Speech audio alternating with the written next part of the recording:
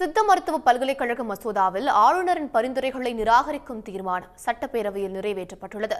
மசோதாவில் திருத்தங்கள் மேற்கொள்ள ஆளுநர் பரிந்துரை செய்ததே சட்டத்திற்கு புறம்பானது என்று முதலமைச்சர் மு.க.ஸ்டாலின் குற்றம் சாட்டியுள்ளார்.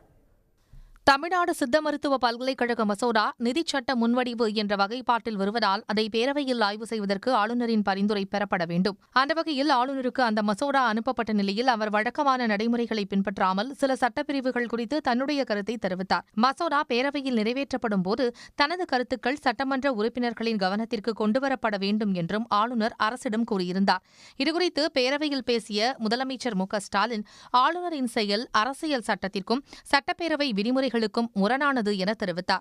ஒரு மசோதா பேரவையில் விவாதிக்கப்படும் போது மக்களால் தேர்ந்தெடுக்கப்பட்ட உறுப்பினர்களுக்கு மட்டுமே அதில் திருத்தங்களை முன்மொழியவும் வாக்கெடுப்பை கோரவும் அதிகாரம் உள்ளதாக முதலமைச்சர் சுட்டிக்காட்டினார். ஒரு மசோதா பேரவையில் நிறைவேற்றப்படுவதற்கு முன்பு அதன் மீது கருத்துக்களை தெரிவிக்கும் அதிகாரம் ஆளுநருக்கு வழங்கப்படவில்லை என கூறிய முதலமைச்சர் அவரது கருத்துக்களை சட்டமன்றம் ஏற்றுக்கொள்ளாது என திட்டவட்டமாக தெரிவித்தார். சட்டம் இயற்றுவது இப்பேரவைக்கு மட்டுமே உள்ள அதிகாரம். ஆகவே மாண்புமிகு ஆளுநர் அவர்களிடமிருந்து வரப்பெற்றுள்ள அந்த கருத்துக்கள் அடங்கிய செய்தி அவை குறிப்பில் இடம்பெறுவதை மாநில சுயாட்சி நம்பிக்கை கொண்ட எந்த ஒரு உறுப்பினரும் ஏற்றுக்கொள்ள மாட்டார்கள் என்கிற காரணத்தால் அந்த கருத்துக்களை நான் இங்கே பதிவு செய்ய விரும்பவில்லை.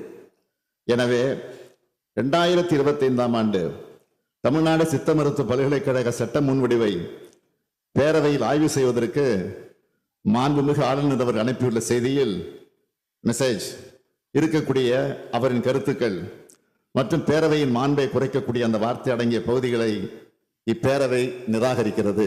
தொடர்ந்து பேசிய முதலமைச்சர் மசோதா மீதான ஆளுநரின் பரிந்துரைகளை நிராகரிக்கும் தீர்மானத்தை முன்மொழிந்தார். பெரும்பான்மை உறுப்பினர்களின் ஆதரவோடு அந்த தீர்மானம் நிறைவேற்றப்பட்டது. உடனுக்குடன் செய்திகளை தெரிந்து கொள்ள சன் நியூஸ் பெல் ஐகானை கிளிக் பண்ணுங்க.